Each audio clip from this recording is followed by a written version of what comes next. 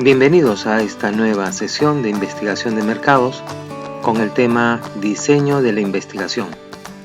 El diseño representa la parte sistemática de una metodología de investigación. Posee las técnicas y métodos que se debe elegir y combinar de manera razonable y lógica para llevar a cabo la investigación. Entonces, para la elaboración de una investigación de mercados, debemos partir de lo siguiente. El diseño es el esquema o programa para realizar el proyecto de investigación de mercados. Pero, ¿por qué lo entendemos como el esquema o programa? Es porque el diseño explica el esquema a seguir una vez que se haya formulado el problema de investigación. A su vez, todo diseño debe seguir métodos propios que se emplean por tipo de investigación, sea exploratoria, experimental, descriptiva, motivacional, proyectiva o de una investigación combinada que se pueda generar. Se determinan las técnicas e instrumentos de recolección de la información, entre otros procedimientos. Todas las investigaciones de mercado deben poner mayor atención en el diseño, y esto quiere decir que el no hacerlo conduciría a generar equivocaciones. Por ello se requiere que en el diseño permita elaborar un presupuesto de recursos a emplearse. De esta manera facilite llevarlo a cabo. Llevar a cabo la investigación en cuanto a recolección, medición, análisis y conclusiones finales.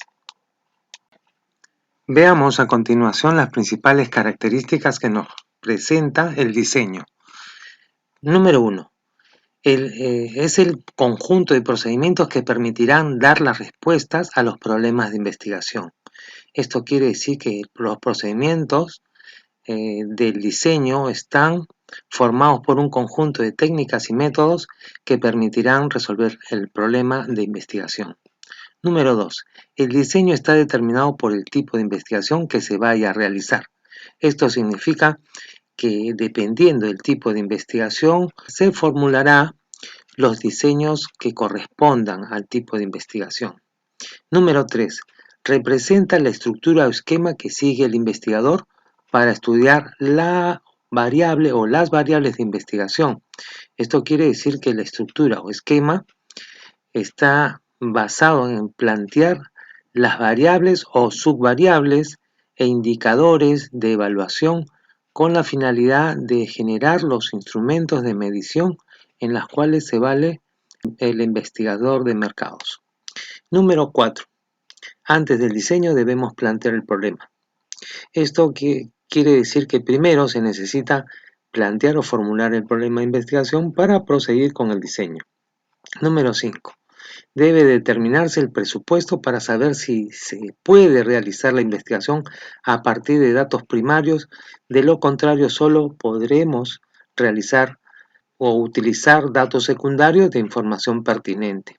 Esto quiere decir que si formulamos el acompañamiento de un presupuesto, este va a determinar si es posible llevar a cabo el estudio a partir de un trabajo de campo que va a permitir pues generar datos primarios y ya no recurrir a los datos secundarios que se formarían pues con la investigación de gabinete, como lo podamos ver a continuación para considerar cómo se forman los datos primarios y secundarios. Veamos, las fuentes de información que se manejan en la investigación de mercados, tenemos dos fuentes, fuentes directa y fuentes indirecta. La fuente directa es la que se forma a partir de la relación que existe entre las labores del investigador con las unidades de análisis que se realizan directamente para recoger la información. Esto quiere decir se da en los momentos que llevan a cabo la investigación de campo. Mientras que una investigación de gabinete solamente se formaría a partir de información que puede estar reflejada a partir de de documentos, de una revisión documental, que puede ser de periódicos, de información fresca que pueda ser publicada pues en alguna revista o en algún medio oficial que nos proporcione la información, ¿sí? Pasemos ahora acá a ver un poco más al detalle las fuentes de información. Cuando son fuentes de información directa, se generan pues esos datos primarios, mientras que las fuentes de información indirecta van a formar los datos secundarios. Todo esto a su vez puede ser por su procedencia. Pueden ser datos, se puede decir por su procedencia, se pueden formar fuentes internas o fuentes externas. Quizá cuando se tenga un sistema de información de marketing, esto ya se tiene catalogado dentro de la información y puede servir pues para complementar la investigación. Podemos hablar de todo lo que sería una inteligencia de mercado, donde capturamos la información fresca por medio de herramientas tecnológicas. Mientras que las fuentes externas podemos hacer uso pues de los diferentes medios para conseguir la información, quiere decir agencias o si no entrevistados, encuestados que puedan participar en la investigación de mercado. Pasemos a estudiar las técnicas de recolección de datos que se define dentro del diseño de la investigación. En este punto encontramos las diferentes técnicas empleadas. Número 1, las entrevistas personales. Número 2, la técnica de la observación. Número 3, la técnica de los grupos focales. Número 4, las encuestas. Y por último, número 5, la investigación documental, en la que vamos a explicar cada uno de ellos. Veamos lo siguiente. Pasamos a ver lo que es la entrevista. La entrevista es una técnica empleada en la investigación cualitativa para realizar la recolección de datos. Utiliza como medio la conversación y como forma, se puede decir, emplea un diálogo coloquial. Este es un requisito para emplear un método de recolección de datos. También podemos mencionar que en los estudios de mercado se recopilan hechos y opiniones a través de entrevistas dirigidas al público o bien pueden estar dirigidas a los miembros de una organización. Suelen seguir un formato establecido y registran las respuestas en un cuestionario, el que puede ser a través de tipos de entrevista, que tenemos las entrevistas estructuradas, entrevistas semiestructuradas y las no estructuradas. Las entrevistas estructuradas consisten en realizar preguntas previamente analizadas cuyas respuestas pueden ser o pueden responder a preguntas abiertas o preguntas cerradas. Si son preguntas abiertas, las preguntas abiertas permiten que el entrevistado responda libremente a las preguntas realizadas por el entrevistador. Pero mayormente las estructuradas deberían estar enfocadas a hacer preguntas cerradas. Las preguntas cerradas presentan solo opciones ya preparadas que deberán ser marcadas como una de las mejores opciones para el entrevistado. Por ejemplo, puede utilizarse para preguntar por un conjunto de preferencias o gustos previamente determinados y los que solamente debería escoger. A veces se puede preguntar por dos alternativas, significa que son respuestas dicotómicas, las de sí o no, y otras por opciones. En cuanto a las preguntas cerradas, se puede decir que ofrecen mayores beneficios que se orientan a verificar la hipótesis de investigación hecha a partir de los datos que han servido como base para confeccionar la guía del cuestionario. Mientras que las preguntas abiertas ofrecen la oportunidad de conseguir mayores detalles.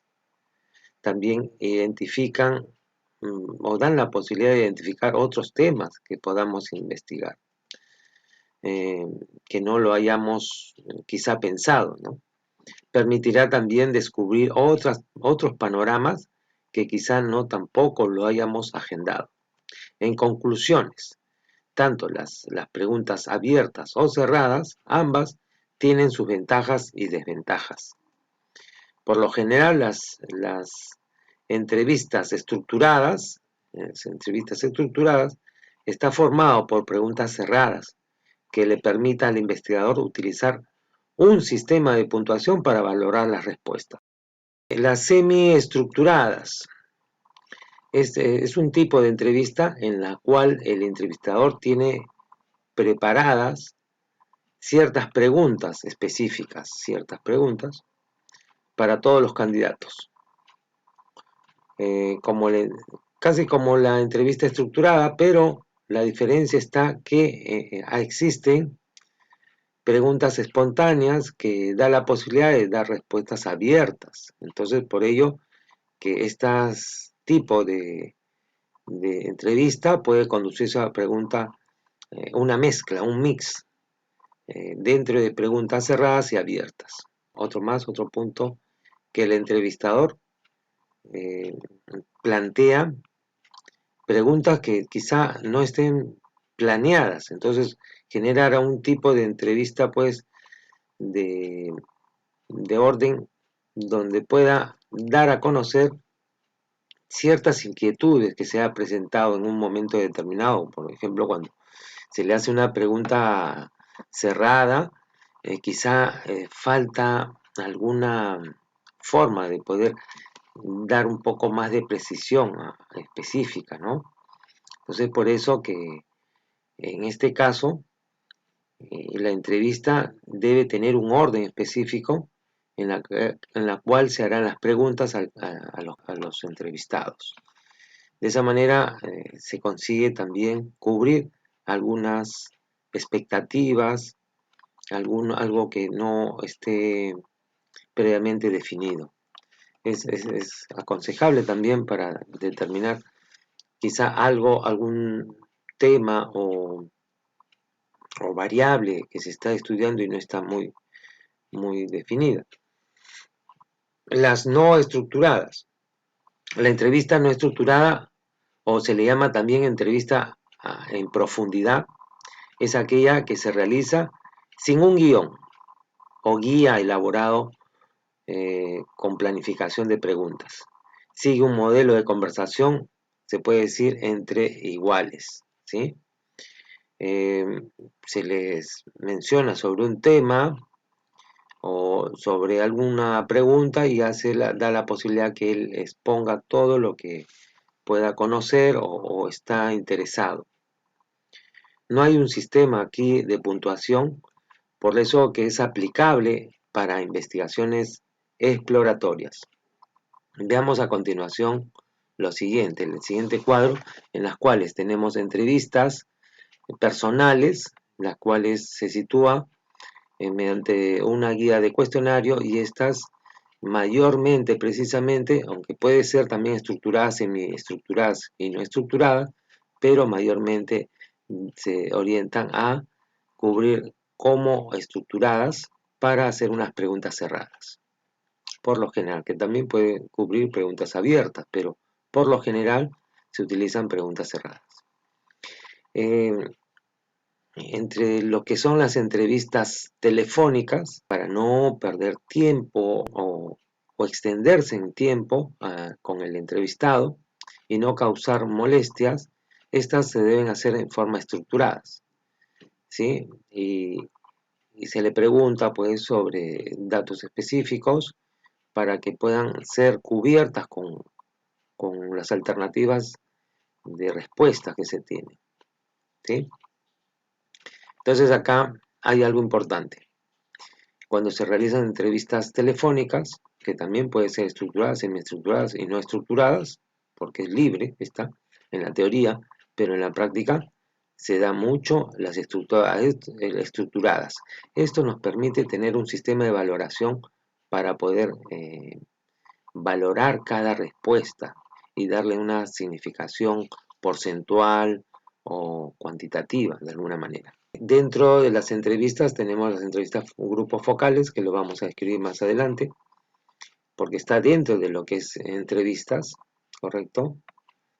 Y ya le hemos determinado las estructuradas, generalmente se aplican como preguntas cerradas. Las semiestructuradas pueden ser preguntas cerradas y abiertas, y las no estructuradas principalmente son preguntas abiertas, dándole libertad al entrevistado de que pueda responder libremente a lo que se le pregunta. Pasemos ahora a analizar la observación. Es una técnica utilizada para estudiar a la unidad de investigación, se puede decir, en el lugar de los hechos, en el lugar donde se desarrolla, se desenvuelve la unidad de investigación. Y así recoger apreciaciones del comportamiento y actitudes que tiene hacia el producto. Esto lo podemos ver cuando nos podamos ubicar en el lugar donde va a comprar el producto y podemos observar de qué manera se siente atraído por un producto. Puede ser por el lugar que está preparado o acondicionado para que el, el comprador pueda elegirlo en la primera opción, ¿no? Entonces ahí se va tomando eh, datos. Para ello se recurre como a los recursos empleados, es usar un papel y lápiz, usar cámaras de grabación para que quede en registro, y todo ello pues pueda registrar como evidencia cómo es el comportamiento del comprador. Tenemos también el número 3 dentro de la clasificación de las entrevistas. Tenemos una técnica muy empleada que se llama grupos focales. En otras circunstancias se le conoce como focus group. Es una técnica también de investigación cualitativa donde verificamos las siguientes características. La mercadotecnia lo utiliza desde la década de los 80 con el propósito de ayudar a evaluar anuncios televisivos, evaluar el ingreso de nuevos productos al mercado, o también podemos decir por qué se vienen manteniendo los productos en el mercado, o también cuando está en su ciclo de vida el producto, cuando está cayendo en ventas, a veces necesitamos ver qué es lo que pasa, ¿no? Entonces, evaluar, ¿no? Es una característica importante para evaluar el desempeño de los productos en el mercado. El número 2, la técnica de grupos focales genera un espacio de opinión con el propósito de obtener información sobre cómo percibe, siente, conoce y experimenta el público con respecto a un producto o servicio. Para ello, pues, se realizarán cuestionarios, mayormente puede ser estructurados o semiestructurados, para recoger su apreciación, ¿sí? El número 3, los grupos focales están más indicados para entender al consumidor. Esta es su característica importante para entender el comportamiento del consumidor, conocer lo que necesita y hace que el producto lo haga sentirse identificado en un determinado contexto cultural, como él percibe en su estatus o estado cultural o social. Número 4, se busca como resultado hacer que los consumidores se identifiquen con su producto. Esto pues logrará en cierta forma que exista una atracción al producto, una fidelización y también posicionamiento en las mentes del consumidor. Dentro de los grupos focales, ¿cómo programar una entrevista de grupos focales? Para ello, primero, fijar el tema de investigación. Segundo, determinar los objetivos. 3, identificar al público objetivo. Este público objetivo es el que está dentro de la segmentación del producto, o lo que queremos hacer es lograr un entendimiento de lo que significa la demanda del producto, ¿no? Identificar. Cuarto, preparar la guía de la entrevista es un requisito indispensable para de esa manera ya tener una entrevista estructurada con la finalidad de que podamos evaluar mejor las características que hayan podido identificarse. El quinto, seleccionar al entrevistador. El entrevistador debe ser una persona conocedora de poder tomar datos de todos los integrantes del grupo. 6. Realizar el cronograma en función de los recursos utilizados. Cuando usamos el cronograma, tenemos que determinar qué recursos necesitamos. Acuérdense pues que es acá como el número 7, es recomendable utilizar grabaciones en la sesión.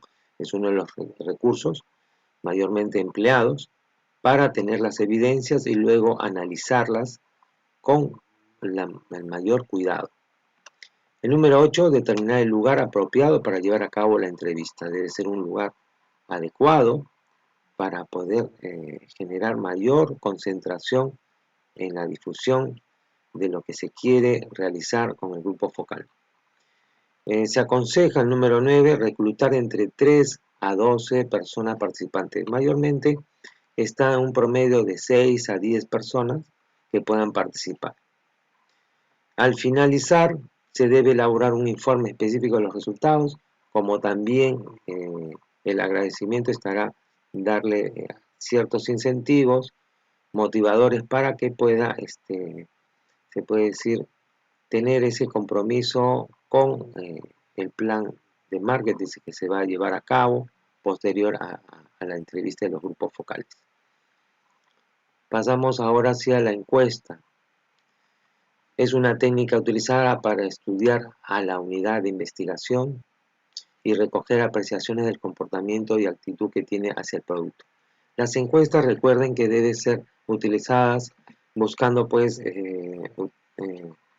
hacer uso de, de datos cuantitativos reflejados en la estadística. Es por ello que se le dice que estas investigaciones son, y solamente se dice tanto en la teoría y la práctica, que debe ser llevado a cabo para investigaciones cuantitativas.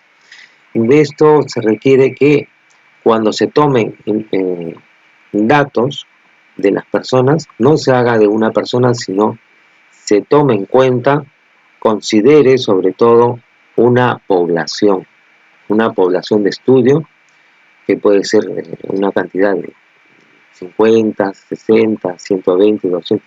De acuerdo a ello, de la población en estudio, se debe determinar una muestra a ser analizada.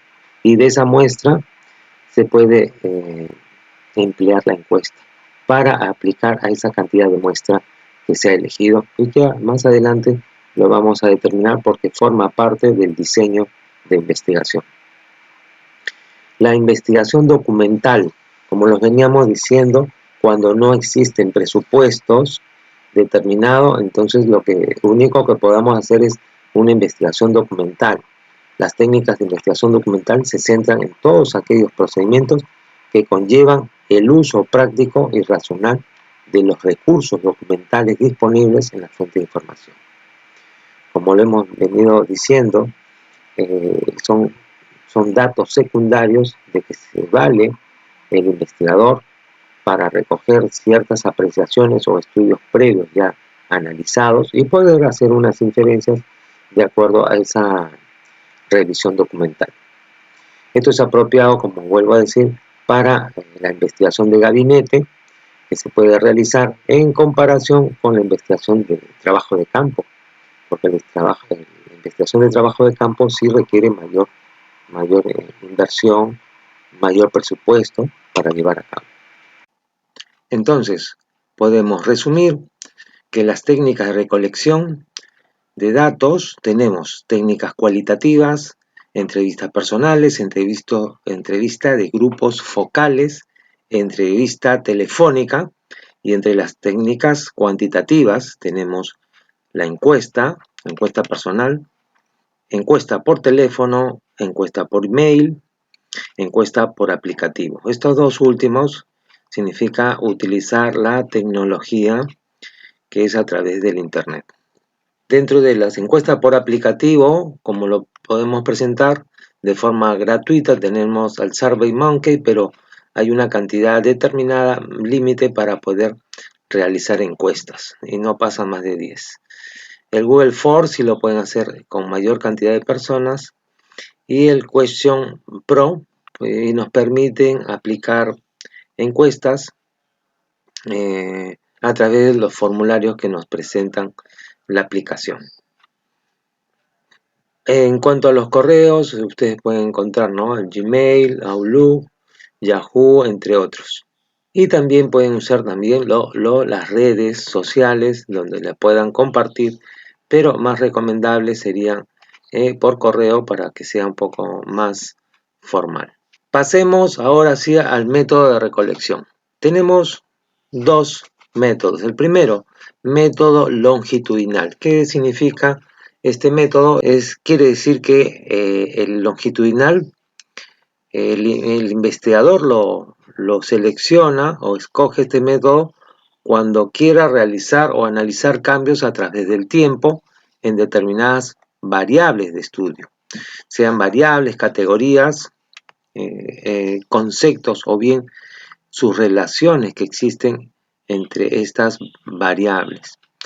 Estudios que utilizan un mismo instrumento de medición para llevarla a cabo y utiliza dos o más momentos en el tiempo. Quiere decir que estos métodos longitudinales no pueden ser realizados en una sola vez, sino necesitan realizarlo dos o más veces en el tiempo, con una frecuencia que se determine y por las necesidades de investigación. El diseño transeccional o transversal es un estudio que incluye una selección de elementos pertinentes a la población de estudio, los cuales recaba información en un único momento. Si quiere decir que si ustedes van a realizar una encuesta, la llevan a cabo una fecha determinada y recogen en esa fecha todos los elementos que han podido seleccionar para realizar el trabajo de campo. Entre las investigaciones que encontramos tenemos para ser usados en investigaciones exploratorias, en investigaciones descriptivas, en investigaciones explicativas o causales y en investigaciones motivacionales. Pasemos a ver en esta representación el tipo, metodología, nivel y diseño de una investigación de mercados. Primero seleccionamos el tipo de investigación, si va a ser cuantitativa o cualitativa, para seleccionar la técnica especial para realizar el estudio, ¿no? Entonces tenemos la investigación cuantitativa, investigación cualitativa, o quizá puedan combinar ustedes las dos investigaciones y le llamamos investigación mixta. Para ya ver sobre todo, llevar a cabo esta investigación, debemos ver a qué nivel de investigación de mercados utilizamos el tipo de investigación. Quiere decir que si ustedes utilizan un nivel explicativo o causal, entonces debemos definir, ¿no?, para determinar la causalidad de los hechos, de los efectos. Tenemos también la investigación descriptiva. Para ello, pues, usamos la técnica de la encuesta, el diseño transversal, pero también puede ser, ¿no?, tipo cualitativa también, ¿sí? No solamente cuantitativa, sino también la cualitativa. Y ello usa el método de observación, el diseño transversal también, ¿se dan cuenta? Esta es la investigación descriptiva, y también podemos acoplar acá la investigación motivacional, que mayormente la consideramos como una investigación cualitativa, pero también esta investigación cualitativa puede generar una investigación exploratoria, ¿sí?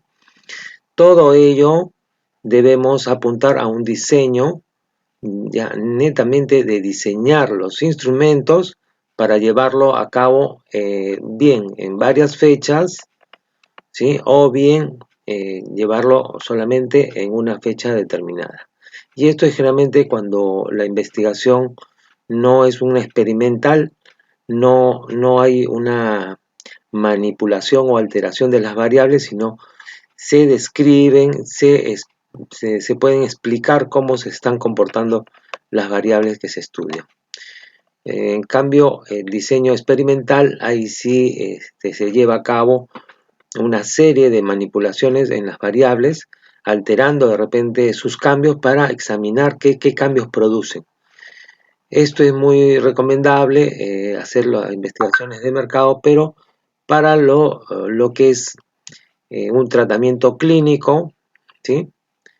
Para ver los comportamientos resultantes que se ocasionan al alterar pues, las variables.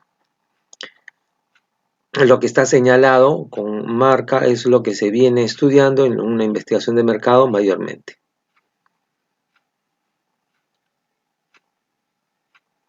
Pasamos a la población y muestra.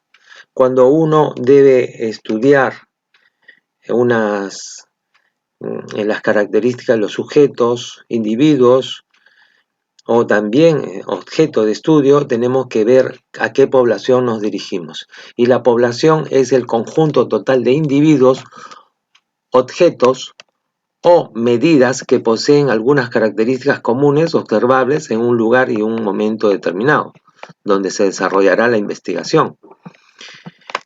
También cuando vamos a hablar de población tenemos que hablar de unidades de análisis.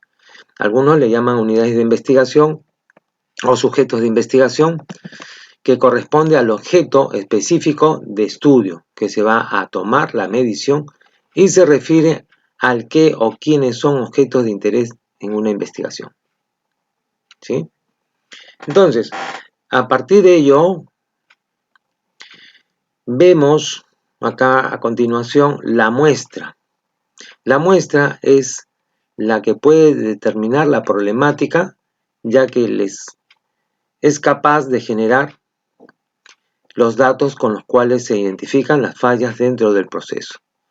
Generalmente, si ustedes señalan cuál es la población, sobre esa población, vamos a ver a la derecha, esta población, nosotros debemos tomar a quienes conformarían la muestra para construir nuestro análisis de datos. Esa muestra puede ser aleatoria o no aleatoria. Entonces, todo eso está catalogado en criterios de muestreo. Acá vemos el cálculo de la muestra. Si ustedes tienen un tamaño de muestra que sea una población desconocida, por el tratamiento de media poblacional, cuando las variables que se estudia es cuantitativa, si quiere decir que los datos son valores numéricos, como es estudiar el sueldo de las unidades de análisis, entonces consideramos la media poblacional. En la mayoría de los casos puede ser que la población sea desconocida y la proporción poblacional. Entonces usamos esta fórmula considerando pues las investigaciones cualitativas. Los datos se miden en escala nominal u ordinal, ¿sí? La nominal, cuando es dicotómica, solamente puede tener un valor u otro, y la ordinal, que corresponde pues a los valores politómicos, porque tienen más valores, pueden tener 3, 5, 7 o 10 valores, dependiendo cómo se determinan las opciones que debe contestar el encuestado o entrevistado. Tamaño de la muestra en la población conocida.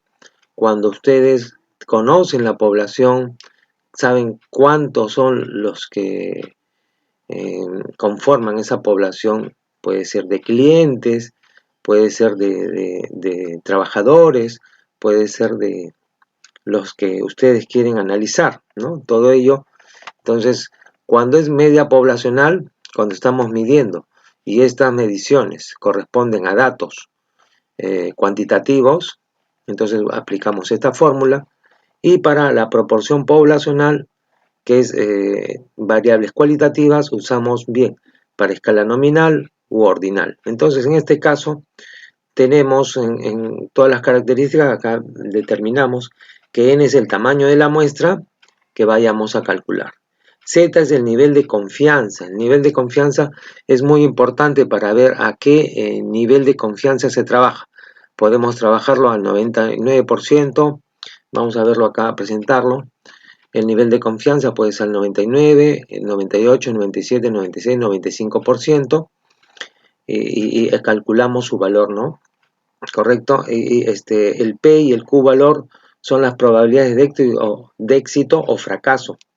N es el tamaño de la población, cuánto es la población, y desviación estándar para lo que son población conocida y con lo que respecta al cálculo de proporciones estadísticas. Y es la precisión de error que puede surgir cuando trabajamos sobre un nivel de confianza. Acá tenemos como ejemplo estimar la proporción de hogares de una zona de Lima a fin de aplicar una encuesta de preferencias de un nuevo producto. Se desea obtener un nivel de confianza del 95%. Entonces, sobre eso se trabajará.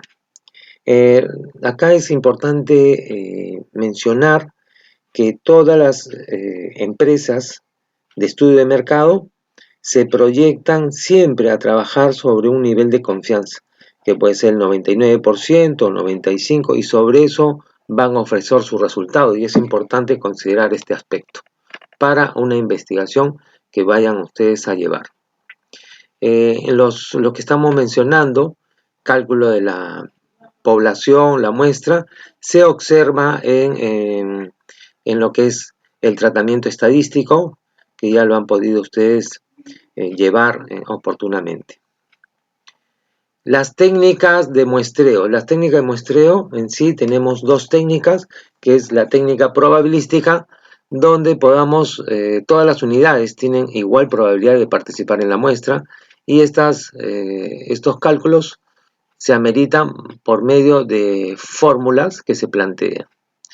El no probabilístico es una técnica de muestreo en la cual cada uno no tiene igual probabilidad de participar en la muestra porque depende de la selección del propio investigador. Entre las técnicas de muestreo, como vemos, tenemos el muestreo aleatorio simple, el muestreo aleatorio sistemático, el muestreo aleatorio estratificado y el muestreo aleatorio por conglomerados. En cuanto a lo que es no probabilístico, se nos presenta el muestreo por cuotas, muestreo opinativo o intencional. También tenemos el muestreo causal o accidental y lo que es conocido como la bola de nieve o de cadena, y lo que vamos a explicar a continuación. El muestreo probabilístico. Comenzamos con lo siguiente. El muestreo aleatorio es un método por el cual todas las personas de un universo y que estén descritas en un marco muestral tienen las mismas posibilidades de participar. Tiene como ventaja la generación de números al azar a través de software.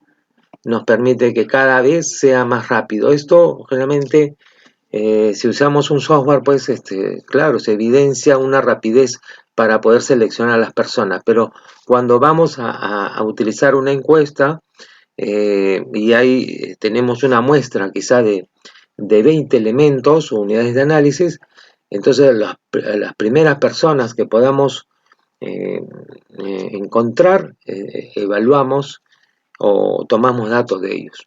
Por eso se dice que es un proceso aleatorio simple. A continuación tenemos el estratificado. Consiste en dividir la población objeto en diferentes subgrupos o estratos, ¿no?, para un tratamiento mejor, que lo vamos a ver a continuación. También tenemos el sistemático, que consiste en seleccionar a un individuo de forma aleatoria, considerando lo que es el muestreo probabilístico, entre la población objetivo, y a partir de ello seleccionamos la muestra a cada n individuos disponibles en el marco muestral. Cuando hablamos del marco muestral, recuerden que es de dónde provienen las unidades de análisis, de dónde han sido ubicadas.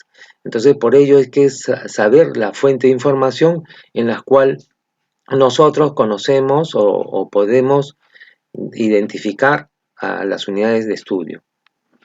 Es por ello que la unidad o el marco muestral o marco de muestreo también se le puede llamar, debe ser identificado de dónde han provenido o de dónde se han identificado esas unidades de estudio o análisis o unidades de investigación. Tenemos a continuación los conglomerados. Se refiere a la selección de una muestra que reúne todas las variables a estudiar y el grupo seleccionado y que representa correctamente a toda la población objetivo. A la derecha ustedes verán pues las ventajas y desventajas, ¿no? La principal ventaja es su eficiencia operativa, como para evitar traslados de diferentes puntos geográficos. Esto es cuando se pueden ubicar diferentes zonas geográficas y quizá hay alguna confusión para elegirlos. Las desventajas, claro, esto representa un riesgo porque hay que tener mucha precaución, ya que puede no considerar los grupos homogéneos y heterogéneos que pues, se puedan generar, y esto pues sean conducentes a lo que es eh, valores significativos de error. Vamos a ver a continuación el muestreo aleatorio simple.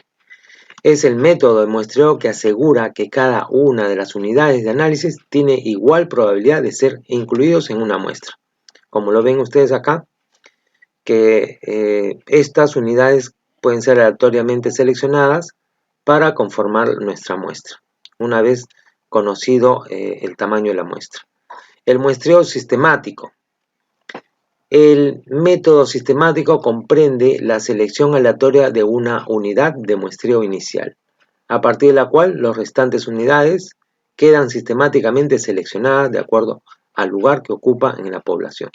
Tenemos, por ejemplo, si tenemos una población de 250 colaboradores, o puede ser clientes, y una muestra que se ha calculado por el método probabilístico, 152 al 5% de error, nos dará pues casi esta cantidad, que dice que 250 y 152 nos ha dado, y esto lo dividimos, y cuando lo dividimos esto va a dar el cálculo, ¿no? 1.64, pero como son personas, entonces lo consideramos al inmediato superior, que viene a ser 2. Entonces, cada 2 personas comenzamos nosotros a ser selectivo en forma sistemática. Comenzamos con el número 2, luego el 3, 4 pasamos al 5, y así pues hasta seleccionar la cantidad de la muestra, que viene a ser 152 unidades de estudio. Pero esto tiene que estar indicado en el propio diseño de la investigación para darle validez a cómo ha sido su criterio selectivo de las unidades de análisis. Téngalo presente.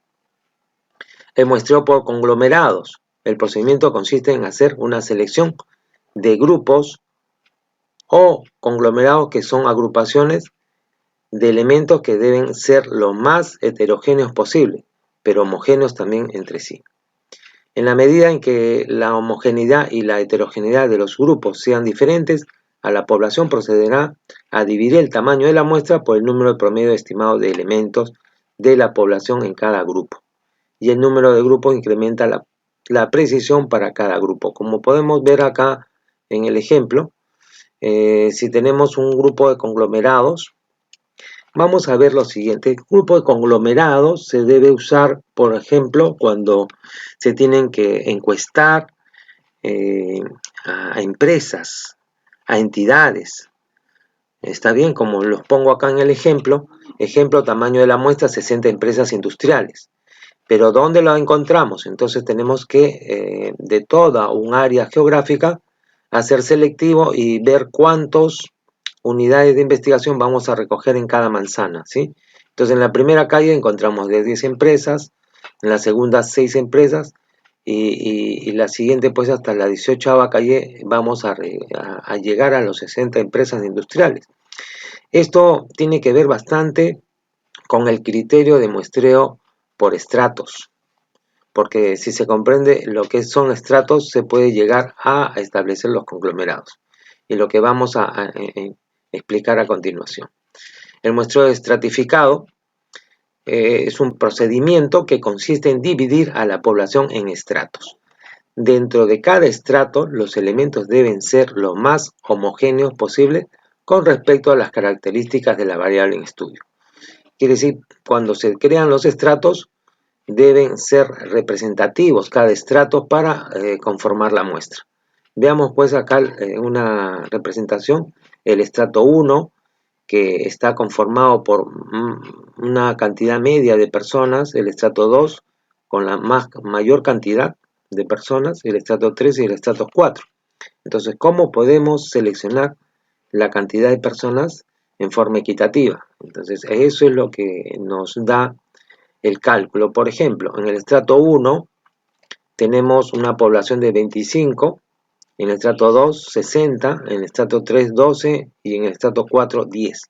Todos totalizan un total de 107 personas que viene a ser la población de estudio. Pero ¿cómo lo estratificamos? Esto viene a ser que el 107 son las personas en total y viene a ser el 100%. El 25, ¿qué porcentaje será? De 107 y con cálculo llegamos a 23.36 y también el 60 que representa el 107 igual calculamos y establecemos la cantidad proporcional. Una vez que hemos terminado, aplicamos acá la muestra. La muestra viene a ser la muestra de 107 por cálculo, por fórmula, por proporción sería 84. El tamaño de la muestra probabilística sería 84 al 95%. Es así que N1, el estrato 1, viene a ser 84 por el cálculo que hemos hecho, pues 25 entre 107, que va a salir 23.36, y eso corresponde pues a poder multiplicarlo por 84 y luego multiplicar por 100 y nos va a dar un valor resultante, ¿no? A ver cuánto podría resultar. 23, total sale 19.62, redondeando pues llegaría a aplicarse 20, ¿no? Así continuarían para N2, ¿no? El estrato 2 serían 56 entre 107 multiplicado por 84 y también a su vez por 100 para que den una cifra entera. Y continúan ustedes hasta totalizar y cuadrar con los 84 que debemos aplicarlo como muestra. Pasemos ahora al muestreo no probabilístico, que es un muestreo de tipo, se puede decir, de conveniencia, o se puede decir que lo escoge el investigador bajo términos que crea conveniente. ¿Está bien? Entonces este es un muestreo que lo vamos a ver a continuación, y este dice: este tipo de muestreo se caracteriza por un esfuerzo deliberado de obtener muestras representativas, mediante la inclusión en la muestra de grupos supuestamente típicos.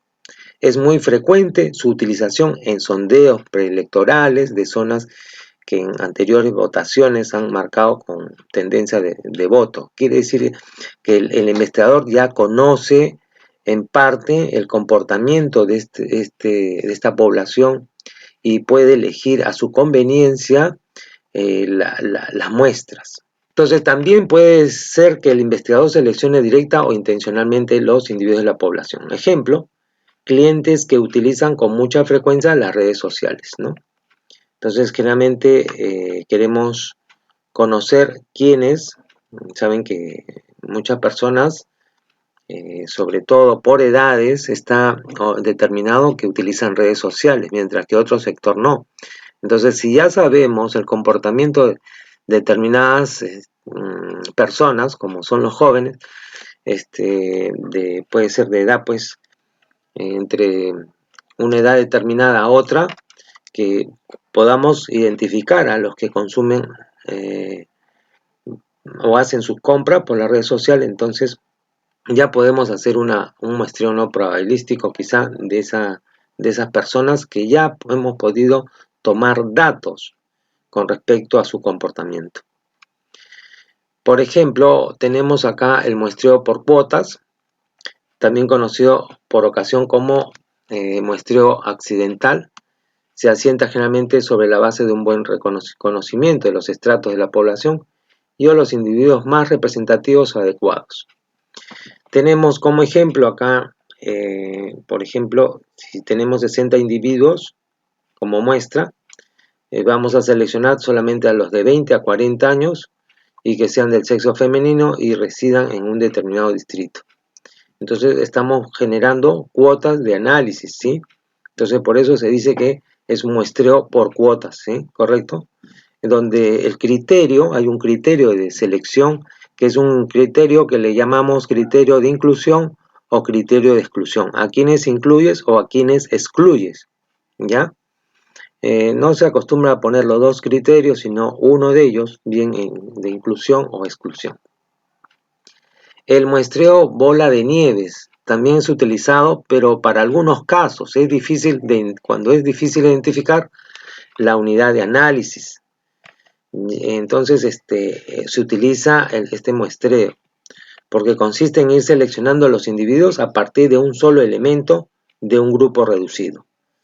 Llámese pues, por ejemplo, que esto se puede utilizar cuando queremos identificar o tomar datos de personas que sufren de determinada enfermedad.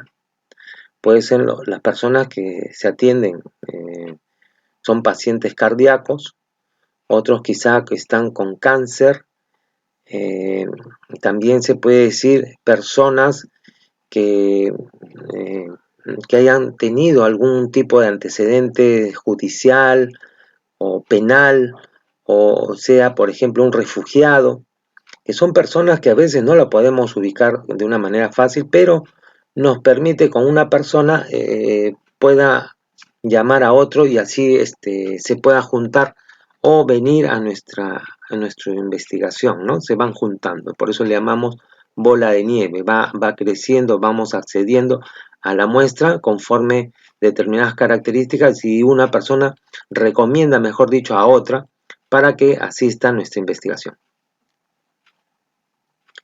Tenemos entonces como síntesis el tipo de muestreo no probabilístico, que es por conveniencia, que consiste en seleccionar la muestra de la población por su fácil acceso. Es decir, conviene tú a quienes asistes, a quienes tomas datos de ellos por tu conveniencia, ¿no?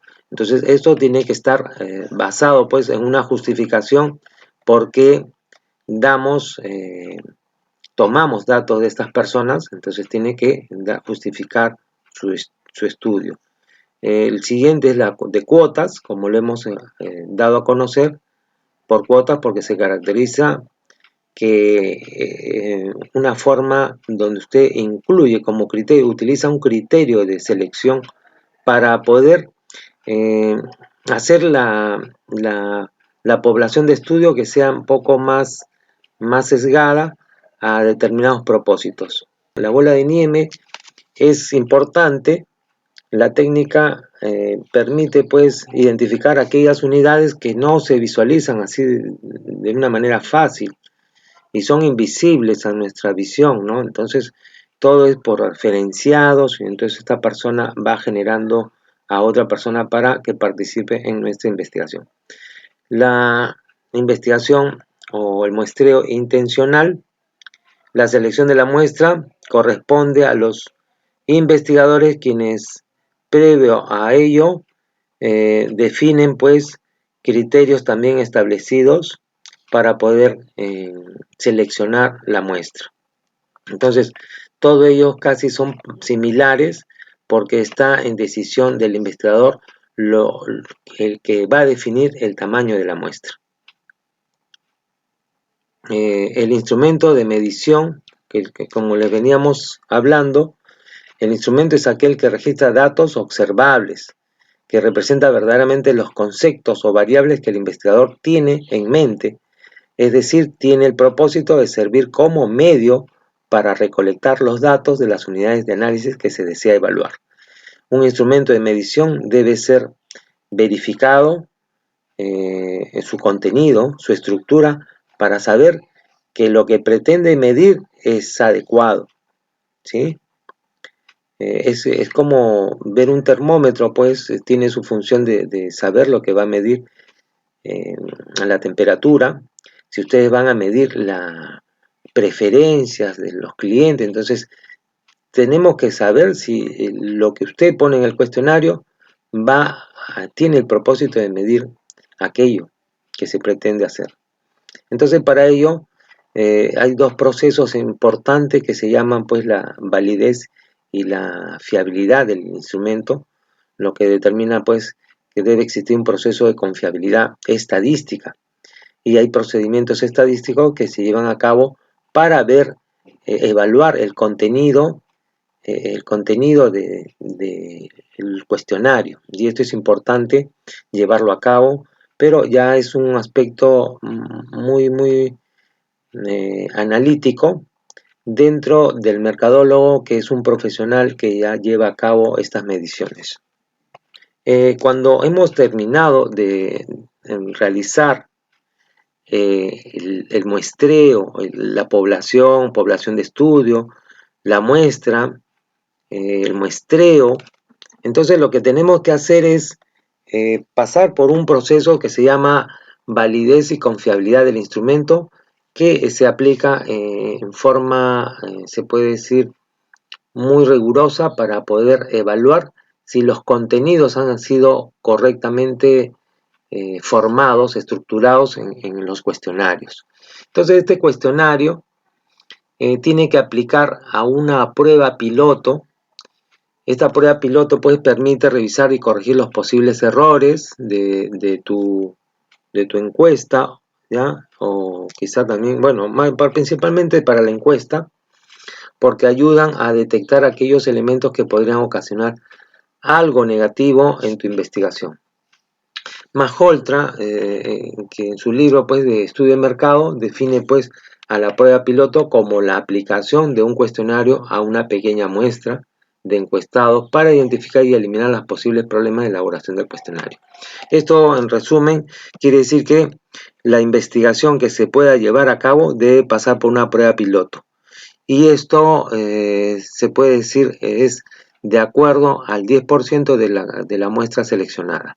Y si la muestra tenemos a 50 personas, entonces sería 5, pero sería más aceptable que no sea menos de 10 personas, hasta un máximo de acuerdo a la cantidad de la muestra. Si son 1000 personas, pues sería la muestra de 100 personas. Todo está en función a la cantidad de la muestra. Hasta acá hemos llegado al final de esta sesión, no sin antes agradecerles y esperar a una siguiente presentación. Muchas gracias.